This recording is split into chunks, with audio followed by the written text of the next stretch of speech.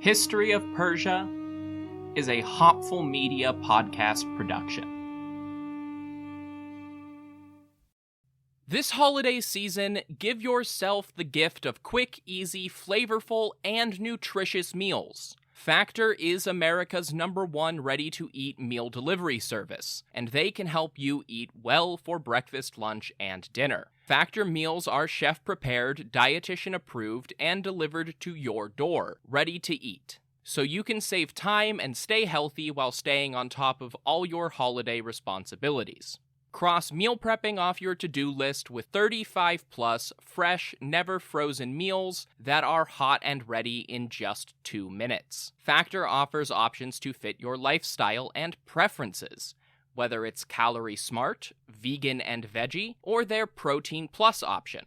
This December, get Factor and enjoy eating well without the hassle. Just choose your meals and enjoy. Head to factormeals.com/Persia50 and use code Persia50 to get 50% off. That's code Persia50 at factormeals.com/Persia50 to get 50% off. This podcast is brought to you by Royal Fratricide. Attention, princes and kings! Does your empire have 1 million or more subjects? Do you feel like you would do a better job of leading the wayward masses than your idiot brother? Or perhaps you know that he has no right to rule because you were born at a better point in your father's life. Well then, I have a deal you can't pass up. Royal Fratricide. Simply attach 1 bottle of fratricide to the end of your spear and apply it liberally to any siblings you think might threaten your ability to claim the throne. Whether they have your father's favor, a cohort of annoying priests, or just bother you sometimes, Royal Fratricide will secure your position in the history books. Go to historyofpersiapodcast.com/Royal Fratricide and use promo code BROTHERS to get 10% off your kingship today. Royal Fratricide does not take responsibility for any coups, plots, or usurpations resulting from use. This ad is to be considered parody. Hopful Media does not endorse X sides of any sort. Please stab responsibly.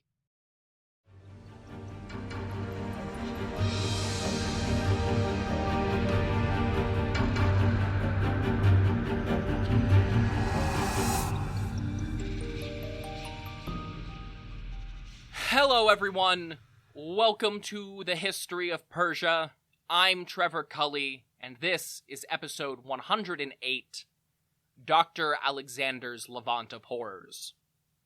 Last time, we left the Persian army reeling and fractured following the Battle of Issus.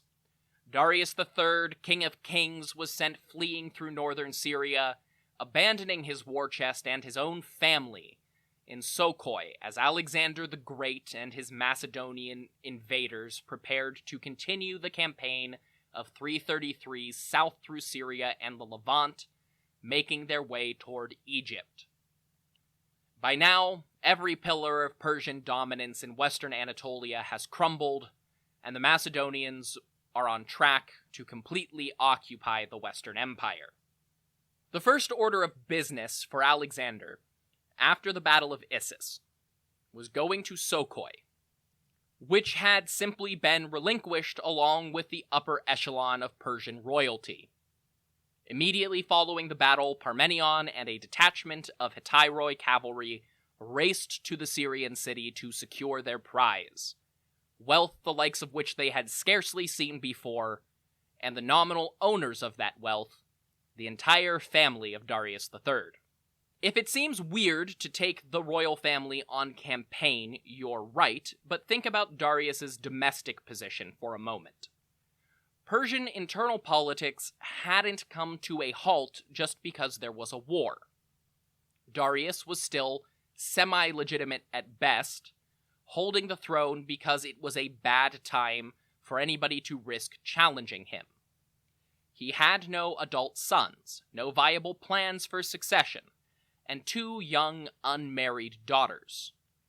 If something happened to him on this campaign, there would have been a power struggle, and his family would have been caught in the middle. The girls would have been trophies to be won as a way to legitimize power for whoever came out on top, and the little Prince Ochus, along with his mother and grandmother, were obstacles that would need to be cleared right away. They were significantly safer far from the palace capitals, or so Darius thought. But now they, along with several Persian noble ladies in waiting, were prisoners of the Macedonian general Parmenion. Along with the Persian war treasury, the Macedonians found Queen Mother Sisygambis, her daughter-in-law Stateira the Elder, the maybe 5-year-old Prince Ochus, and Darius III's 2 daughters, Stateira the Younger and Drupetis. Of the 3 royal children, Stateira was the only one even close to adulthood. Though still unmarried, she was of marriageable age, at least to the Macedonians. Figure late teens or early 20s, roughly a peer to Alexander. Drupetis, on the other hand, was maybe a preteen, possibly 13 or 14 at most. While Parmenion seized the Persian camp, Alexander and most of the Macedonian cavalry rode across the Syrian countryside hunting for Darius III and killing or capturing any Persian stragglers they came across. Eventually, though, even the intrepid king of Macedon was utterly exhausted and brought his forces to Sokoi as well. Alexander had suffered a minor wound in the recent fighting, a long, shallow cut on his thigh. It wasn't particularly concerning, but was enough to require some rest, which would be taken in spectacular fashion, as the Macedonian officers claimed the tents and belongings of their Persian counterparts, meaning that Alexander took all of Darius III's traveling finery for himself. That still left the question of what to do with the royal hostages, who had been kept almost entirely in the dark about what happened at Issus. Between Darius's tent and a few items that had fallen from the royal chariot as Darius fled through the chaos of the battlefield, Alexander had claimed and taken to wearing Darius's royal tiara, the purple felt cap that marked a Persian monarch as King of Kings on the battlefield, as well as carrying the great king's own bow and shield around camp. While still occupying Sokoi, Alexander heard the haunting wails and sobs of the captive Dukshish keening in the tent where they had been imprisoned. The Macedonian king questioned his guards about this, and they explained that the women had heard nothing of the outcome of the battle, but they had seen Alexander prancing around in Darius's finery. They assumed that King Darius III, their son and husband and father, was dead, and his empire with him. Even just reading Arrian's account of this exchange, you can almost feel Alexander's eyes go wide with shock. These were women, royal women at that, and for all the brutalities of ancient warfare, noble hostages were typically treated with respect. And for all the brutality that Alexander personally inflicted in battle, he was not a total psychopath. At the very least, he had some empathy for people he considered his peers. The Macedonian king quickly made arrangements for one of his bilingual officers to sit down with the Persian royal family and explain that Darius was not dead or even captured. Alexander just had a few flashy trophies. Soon after this, Alexander held an audience with the Dukshish in person to clarify his plans for them. These women had every reason to be afraid, even after they had been reassured that Darius was still alive. All that meant was that the war would go on, and though their status as royalty had spared them from the worst possible treatment, the initial Macedonian sack of their camp when Parmenion first arrived did not leave them with high hopes. Curtius describes the incident in the histories of Alexander the Great. In all likelihood, the passage in question was invented by the author. It is not reflected in any of our sources for Alexander's invasion, and Curtius is generally regarded as the most extravagant and likely to embellish.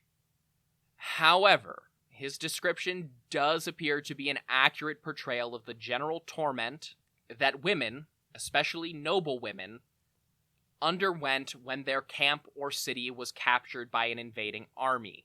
And if the consequences of what might happen to women in war aren't something you want to hear about, skip 30 seconds or so. It's just this one paragraph. Stripped of their possessions, jewelry, and clothing, sexually assaulted, and taken into forced marriages or sexual slavery by their conquerors. Curtius paints a bleak picture. That said, by all accounts, Alexander actually handled this whole affair with the royal family extremely well. Rather than parading his hostages through the camp as disgraced prisoners, he went to their tent with a single companion, his best and most trusted friend, Hephaestion. And, very best.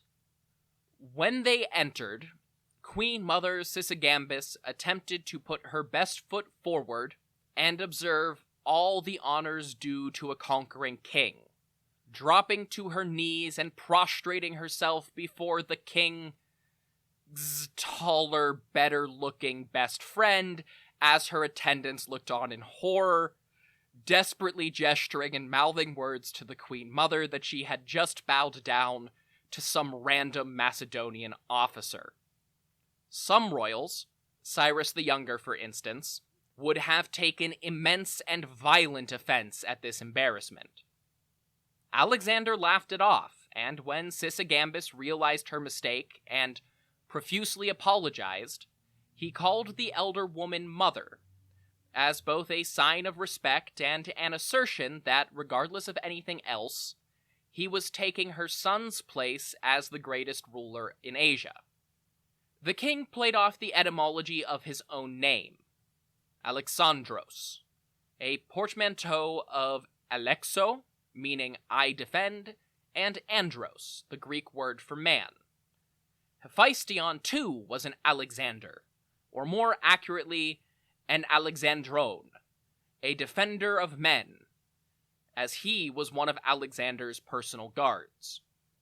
From there, Alexander himself sat down to explain that he regretted how in the dark and poorly treated the royal family had been given their station. They were still hostages and thus could not be allowed to wander freely, even within the camp. Alexander knew that they would not be safe, either as enemies of the army or as beautiful noble women in a camp full of rough and aggressive soldiers. They would remain under guard, but with access to whatever finery, food, and drink they requested. Many ambitious conquerors would have seized on this opportunity to marry at least one of the women. Stateira the Younger would have been the obvious candidate, but Dropetis could have been legally bound to Alexander despite her age, and he had every ability to nullify Stateira the Elder's marriage to Darius by right of conquest. Instead, he reassured them that they would remain untouched and free of his household. Plutarch, in particular, extols Alexander's virtue in not having sex with Stateira the Younger out of wedlock either, an extremely high bar, clearly, claiming that Alexander had never been with a woman up to this point and was not about to sully his virtue without all the proper formalities. And that probably makes it a good time to talk about Hephaestion and Alexander. First, just a brief note about their appearances. Hephaestion is almost universally treated as the better-looking of the pair. Most artistic depictions of Alexander after his death depict him as an exceptionally handsome man, a platonic ideal of Greek kingship.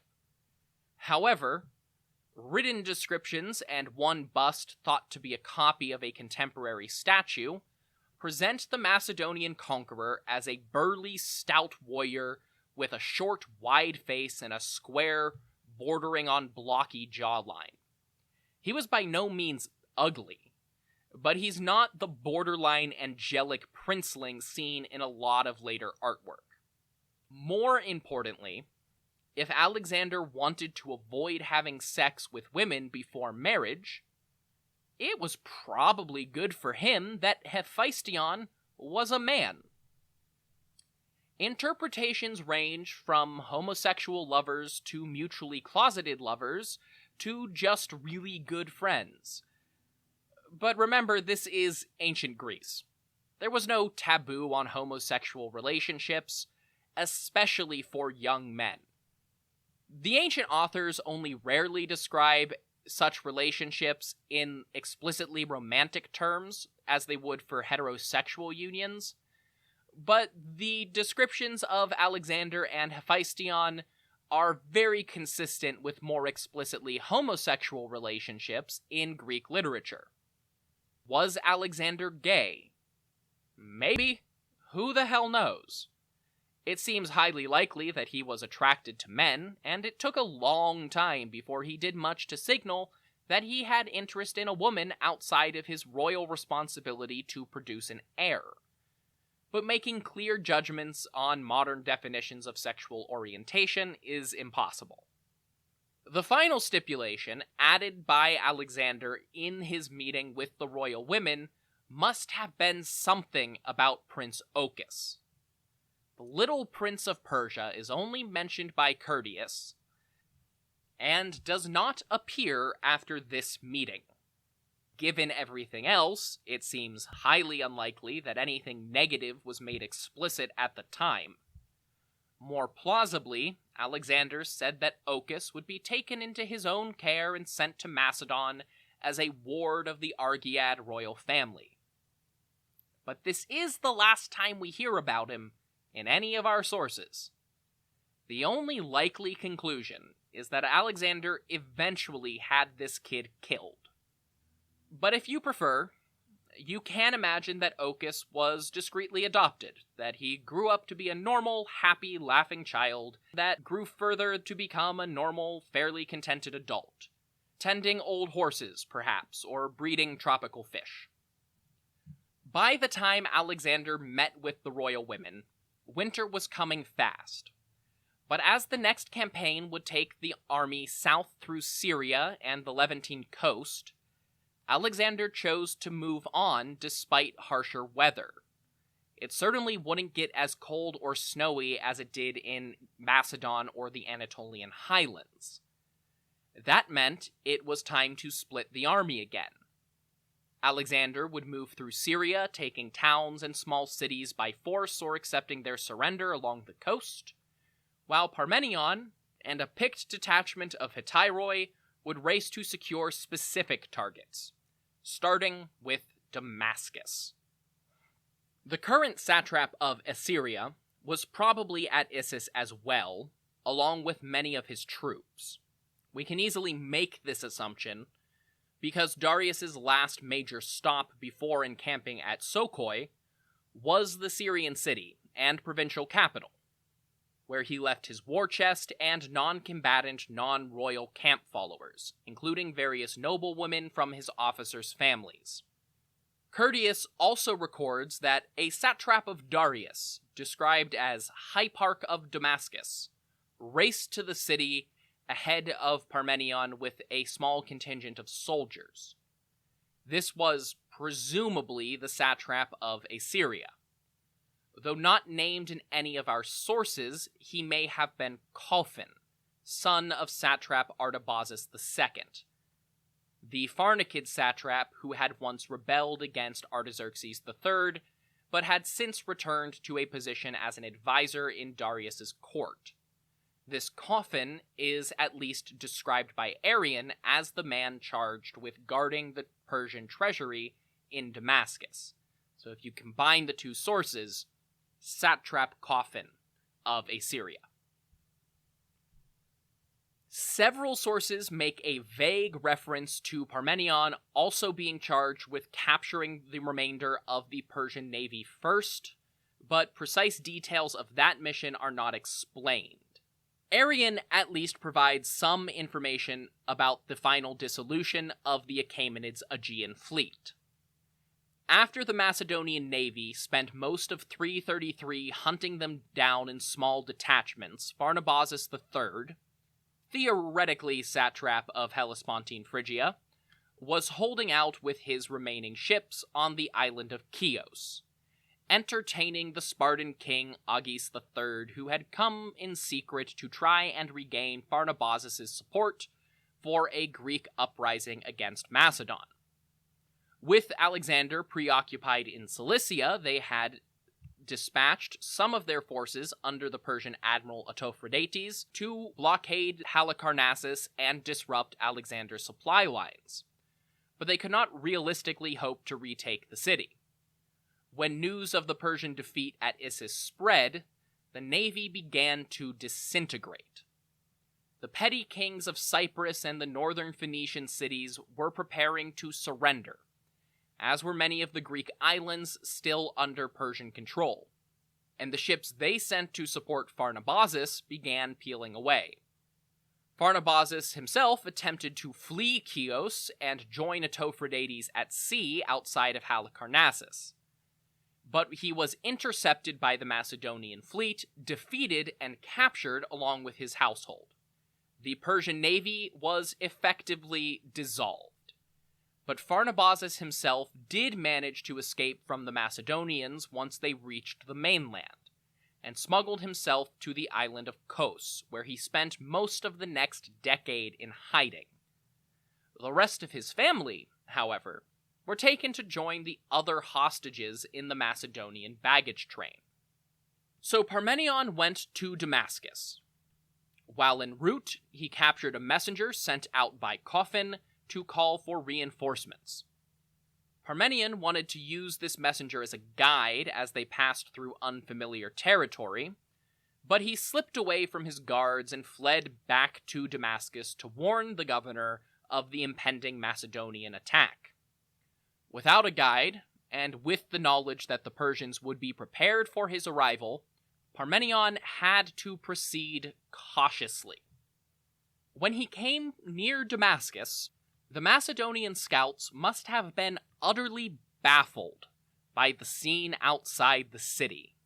In a half-baked plan to lure the Macedonians into a false sense of confidence, Coffin had attempted a feigned retreat for the entire city. The royal treasury was emptied, and its contents laid out in front of the open gates of Damascus, while the satrap and his soldiers fled, intending to turn around and charge the Macedonians as they approached, distracted by the mounds of treasure. But the Persian governor had miscalculated.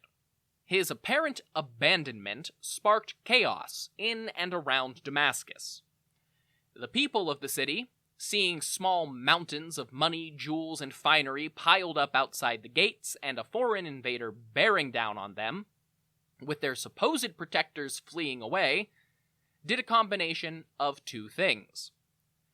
Thousands of nobles and their children fled after Coffin, thinking they had to escape before the city was captured. Tens of thousands of ordinary people ran out of the gates and into the palace to loot the abandoned treasure.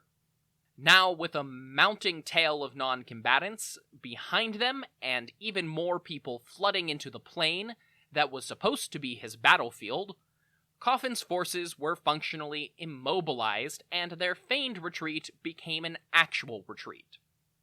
Some of Parmenion's hetairoi were sent out to capture as many of the fleeing Persian nobles as they could, while the rest rode in to try and seize as much of the remaining treasury as possible and restore some semblance of organization.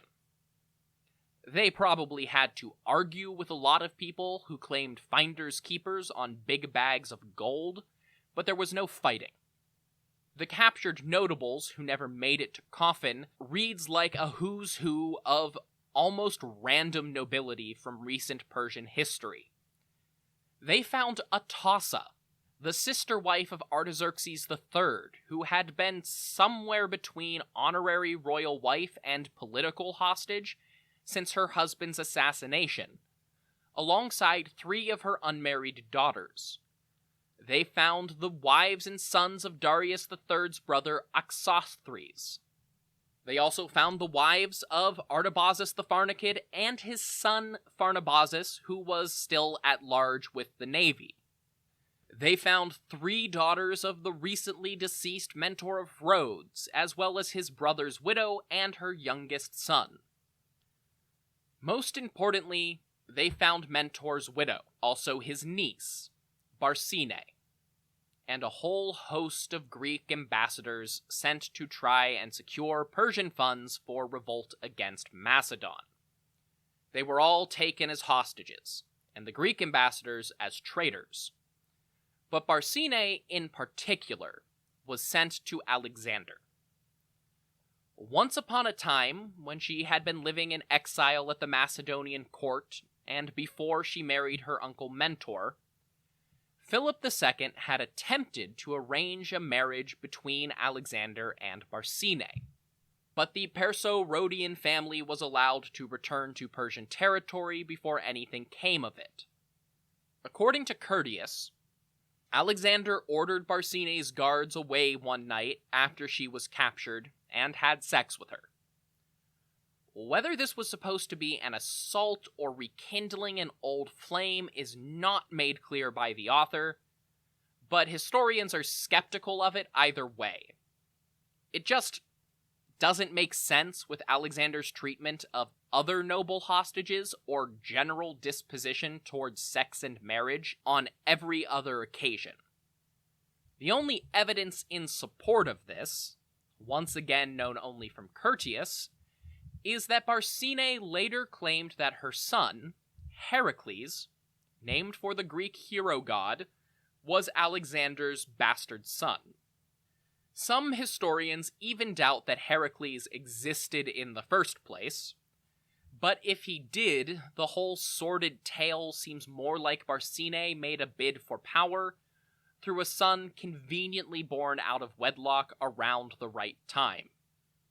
With Damascus and a whole host of noble hostages now secured, Parmenion received new orders from Alexander to secure the rest of what the Romans later called Coel Syria, basically the southern half of the modern country.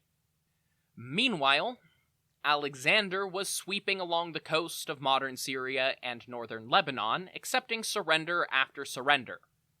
And every few cities he would find not just local princes and nobles offering obeisance, but also envoys from island territories like Cyprus.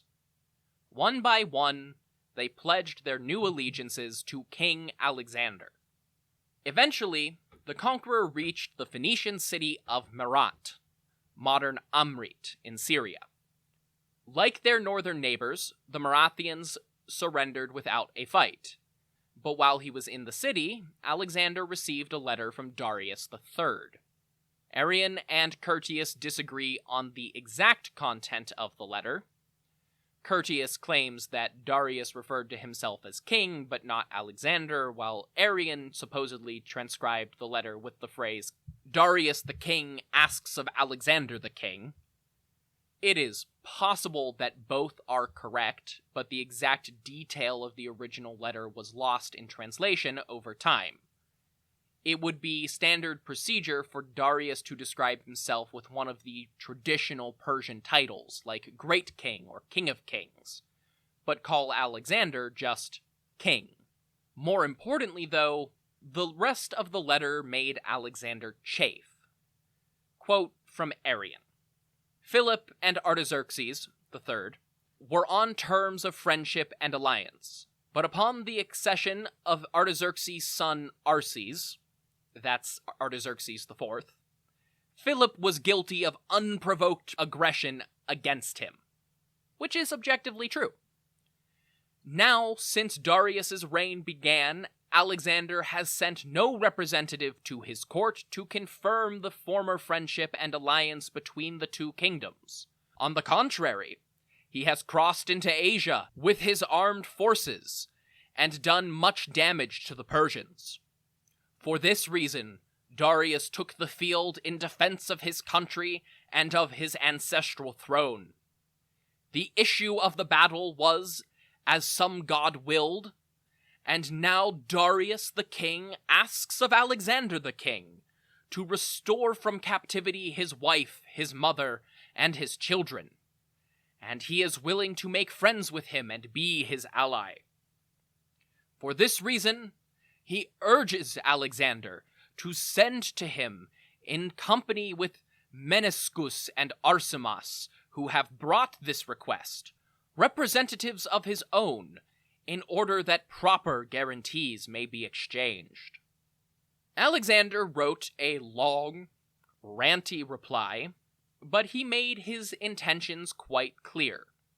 Most of the letter is levying either blatantly false or laughably exaggerated accusations about the Persians interfering in Greek affairs, like describing the city of Perinthus daring to be independent as an act of rebellion against Macedon, or claiming that Darius had provoked the massive invasion of his own territory. However, it's really the last couple of paragraphs that drive the message home. Quote, "By the gods' help I am master of your country, and I have made myself responsible for the survivors of your army who fled to me for refuge. Far from being detained by force, they are serving of their own free will under my command. Come to me, therefore, as you would come to the lord of the continent of Asia. Should you fear to suffer any indignity at my hands, then send some of your friends, and I will give them proper guarantees. Come then, and ask me for your mother, your wife, and your children, and anything else you please, for you shall have them, and whatever besides you can persuade me to give you.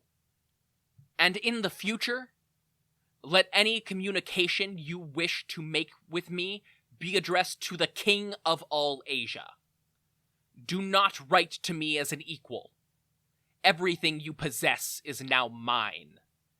So if you should want anything, let me know in the proper terms, or I shall take steps to deal with you as a criminal. If, on the other hand, you wish to dispute your throne, stand and fight for it, and do not run away.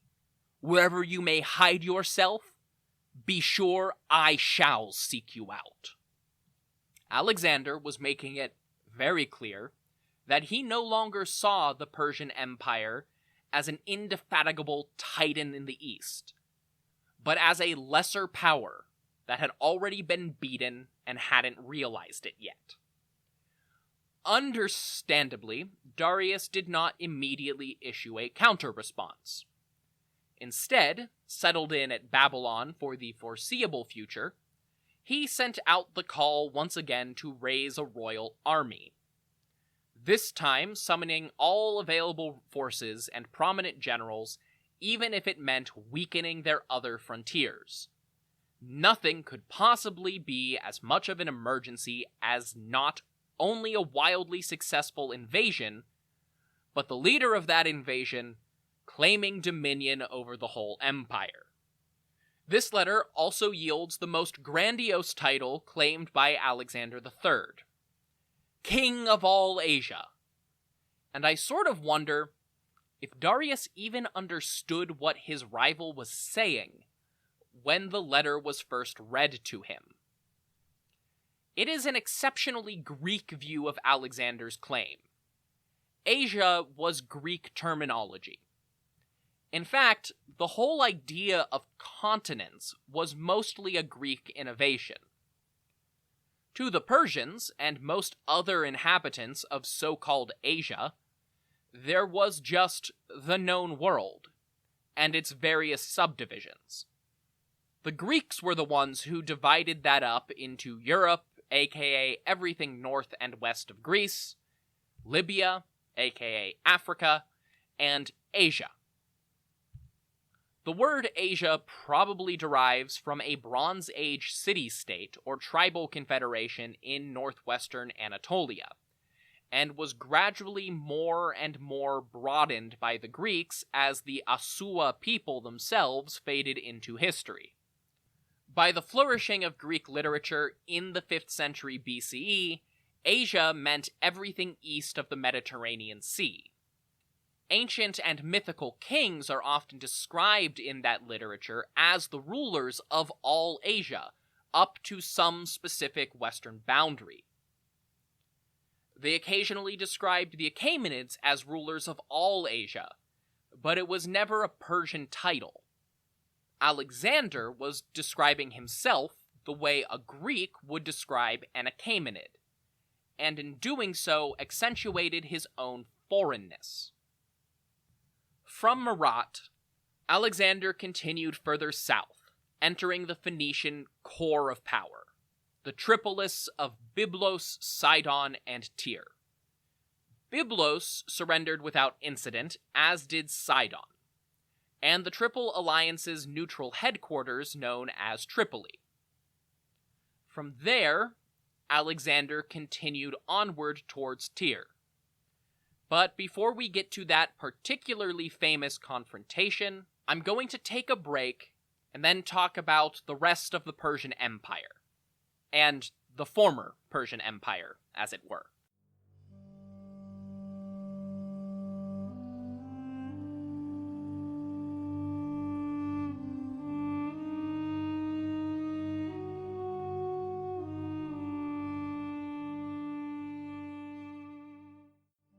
Happy New Year, everyone! If your New Year's resolution includes learning a new language, maybe because you want to connect with friends and family, or maybe to add a new and useful skill to your resume, then Rosetta Stone is for you. Rosetta Stone is the most trusted language learning program with more than 30 years of experience behind it. They offer 25 languages, including Spanish, German, Arabic, Persian, and Chinese, as well as a lifetime membership for you to buy now and get access to all of the lessons forever. Rosetta Stone has the best speech recognition technology of any language learning app out there to help you practice speaking and get feedback on your pronunciation. The focus of the program is on having real conversations, not just knowing a few translations. It's more effective and a more fun way to learn. So start the new year with a new skill. Don't put off learning that language. There's no better time than right now to get started. For a very limited time, History of Persia listeners can get Rosetta Stone's lifetime membership for 50% off. That's 50% off unlimited access to 25 language courses for the rest of your life. Redeem your 50% off at rosettastone.com/today.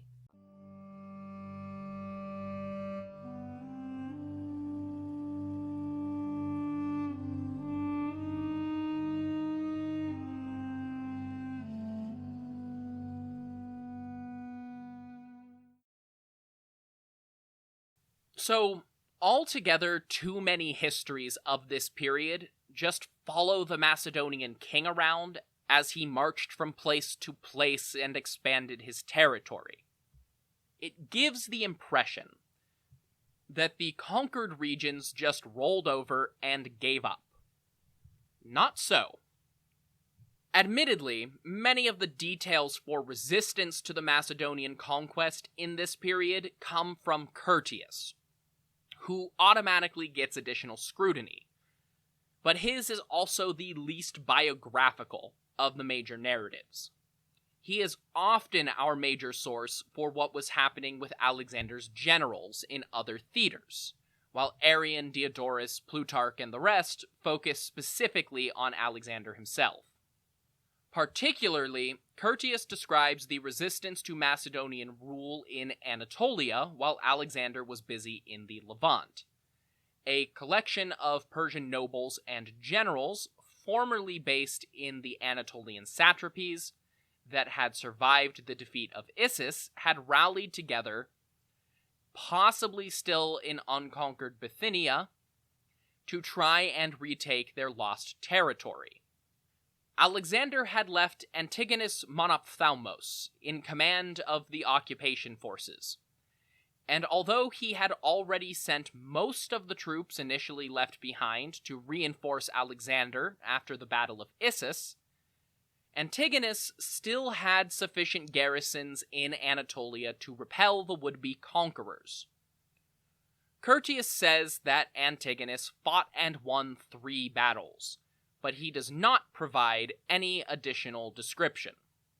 Meanwhile, the Spartan king Agis III finally put his plans into motion. He had secured as much money as he could, along with 10 triremes to transport mercenaries from Crete to the Greek mainland before the Persian navy was destroyed. In early 332, he returned to the Peloponnese with his newly hired forces in tow and launched an attack against Macedon. This was, in a sense, a preemptive assault. Technically, Sparta had been badly beaten by Philip II before his death, and had been left alone by Alexander this whole time, despite being one of the leading voices in the anti-Macedonian movement. At best, it was an act of desperation, and at worst, a misguided venture by someone hyped up on his own national mythology.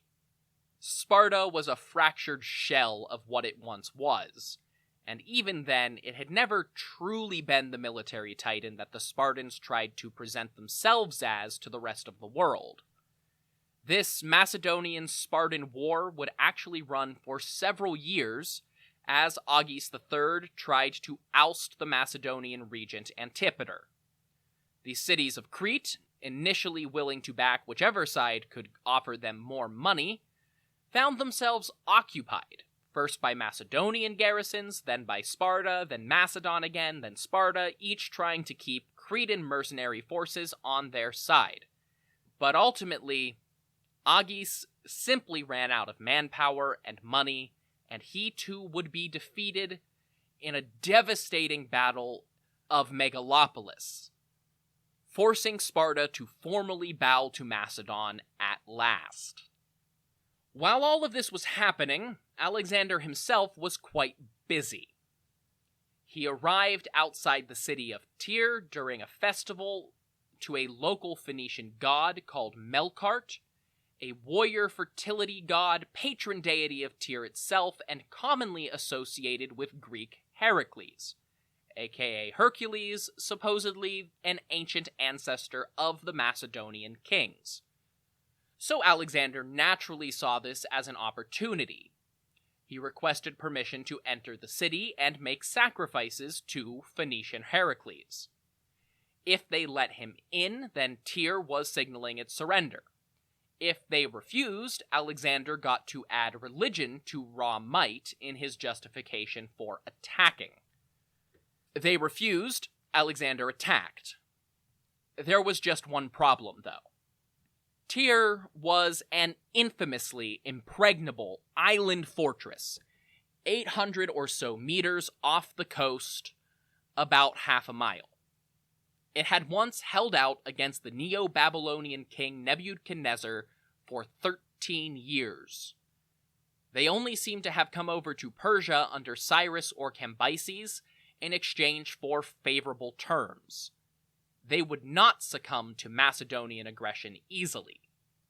The Macedonian navy was, for the most part, still stationed in the northern Aegean to defend the homeland. A small contingent of ships had accompanied the army along the coast to maintain supply lines, but if they sailed too close to the island, they would be destroyed.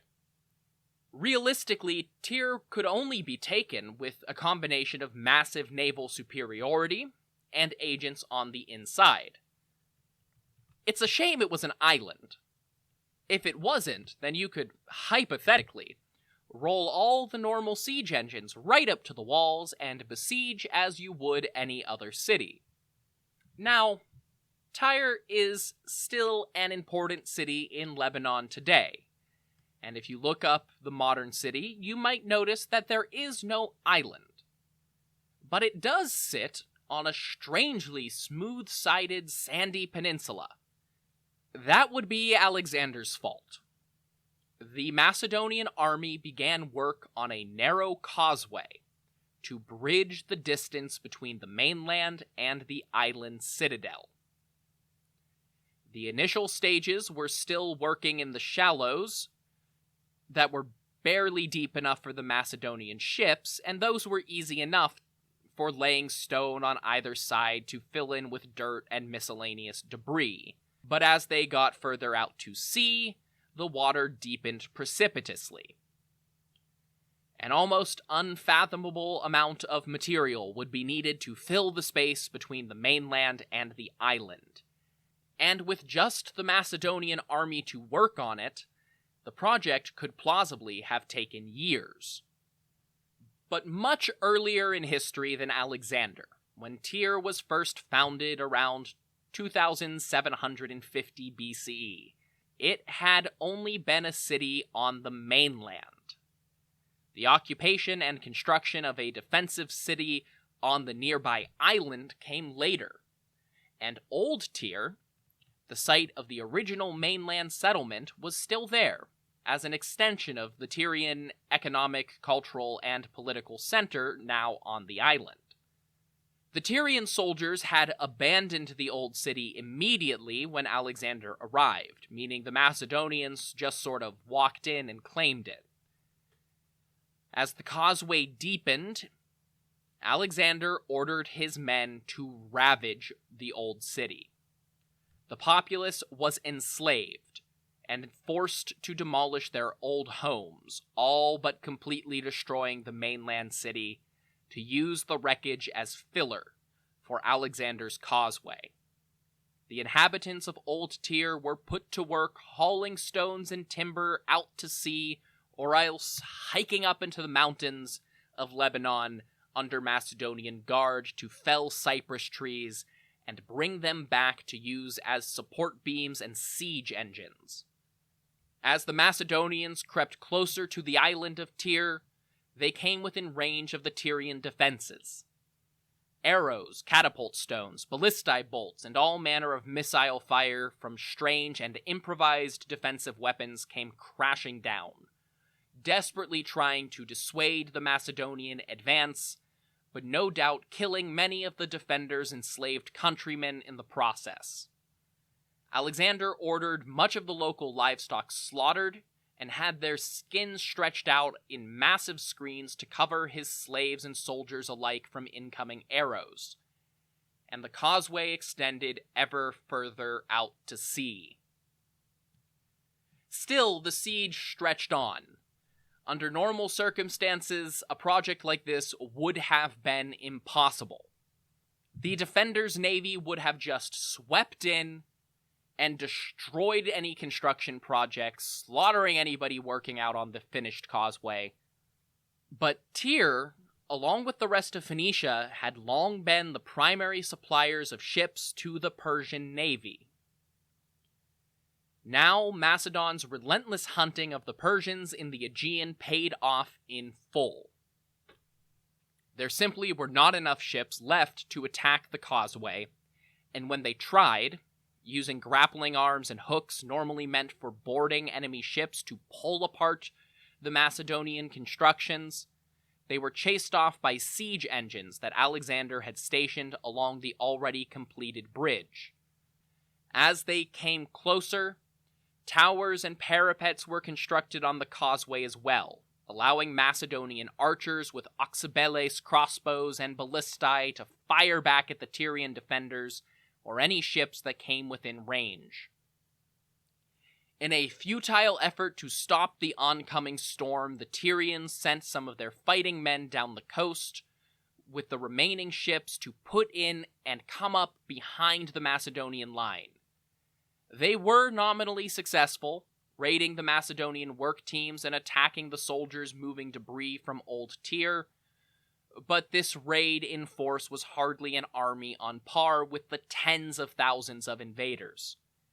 They were easily routed and forced back to their island, having only briefly delayed construction. A more significant distraction came in the form of an Arab raid, with Nabatean Arabs in Persian service coming from the south to attack the Macedonian lumber teams in the Lebanon mountains. However, rather than disrupting the siege of Tyre, they seem to have provided Alexander with a welcome distraction. The Macedonian king personally led a detachment of his army away from the city to hunt down these raiders, initially pursuing on horseback before tracking them through the mountains on foot. The counter-raid was a success that supposedly involved Alexander personally sneaking up and killing 2 Arab scouts to steal their firewood, according to one of his own courtiers, called Chares. The Siege of Tyre continued, and fighting on the causeway intensified as it approached the shores of the island. By then, as many of the city's inhabitants as possible had fled. They were already running low on ships, but many women and children were loaded onto the boats of some Carthaginian dignitaries that had come to celebrate the festival of Melkart before Alexander arrived. The northwest African city had begun as a Tyrian colony, and many of the newfound refugees fled there as the Macedonians approached.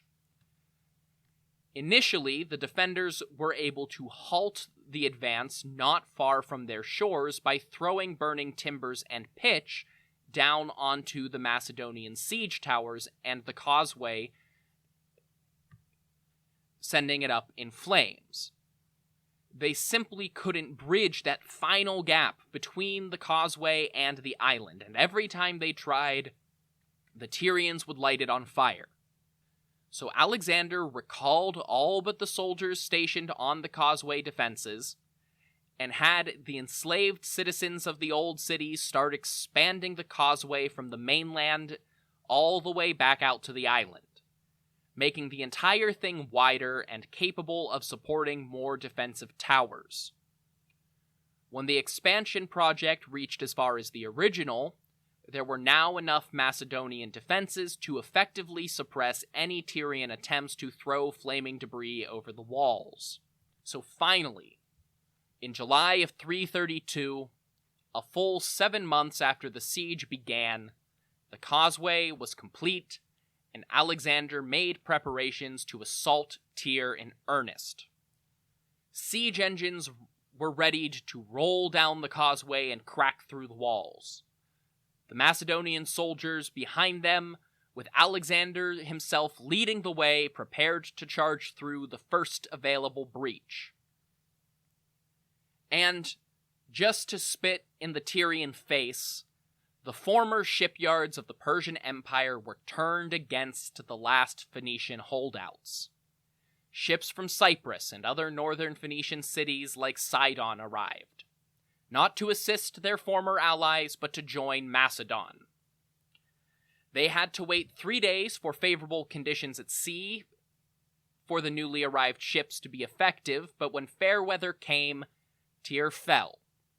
The once invincible walls were cracked open, and the invaders charged in.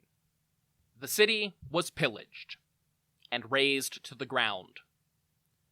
When the king of Tyre came out to formally surrender, he asked only that those who had found shelter in the temple of Melkart be spared, which they were, even as the city walls were torn down around them and the rest of the populace were bound and sold into slavery.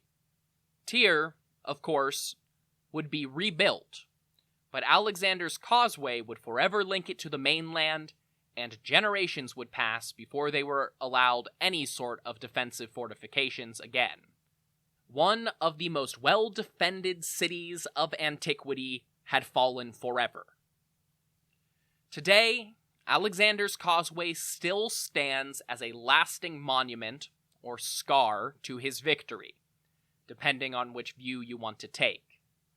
Stretching all the way to the sea floor, the last 1,300 years of blocking the Mediterranean's natural current have caused sand and sediment to build up around the original construction, making the connection between the old island and the mainland much wider.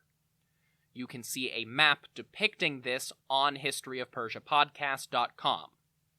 Alexander literally dammed up the Mediterranean itself and unmade an island to conquer Tyre. And he still wasn't done. Next time, the Macedonian army continues marching south toward Egypt, and we might even catch up with Darius III. king of somewhat fewer kings than he used to be. Until then, if you want more information about this podcast, go to historyofpersiapodcast.com. That's where you'll find things like my bio, the bibliography, podcast merchandise, and the Achaemenid family tree. You'll also find the support page where you can help out this project financially. That includes one-time donations, affiliate links, and most importantly, Patreon. Also found at patreon.com/historyofpersia.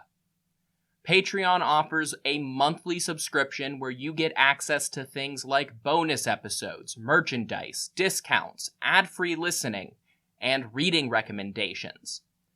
Subscription tiers range from just $1 to $20 and do a lot to keep the lights on. You don't have to spend money to support me, though. You can also do that by leaving a review on your podcast platform of choice, and most importantly of all, telling other people to listen. Independent podcasts live or die by word of mouth, so tell your friends, tell your family, and share on social media. You can find me at History of Persia on Twitter, or History of Persia Podcast on Facebook and Instagram. Until the next time, thank you all so much for listening to History of Persia.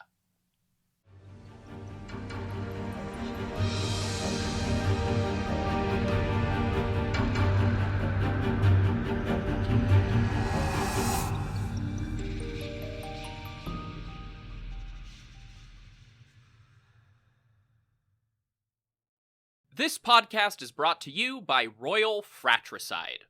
Attention, princes and kings! Does your empire have 1 million or more subjects? Do you feel like you would do a better job of leading the wayward masses than your idiot brother? Or perhaps you know that he has no right to rule because you were born at a better point in your father's life. Well then, I have a deal you can't pass up. Royal Fratricide. Simply attach 1 bottle of fratricide to the end of your spear and apply it liberally to any siblings you think might threaten your ability to claim the throne. Whether they have your father's favor, a cohort of annoying priests, or just bother you sometimes, Royal Fratricide will secure your position in the history books. Go to historyofpersiapodcast.com/Royal Fratricide and use promo code BROTHERS to get 10% off your kingship today.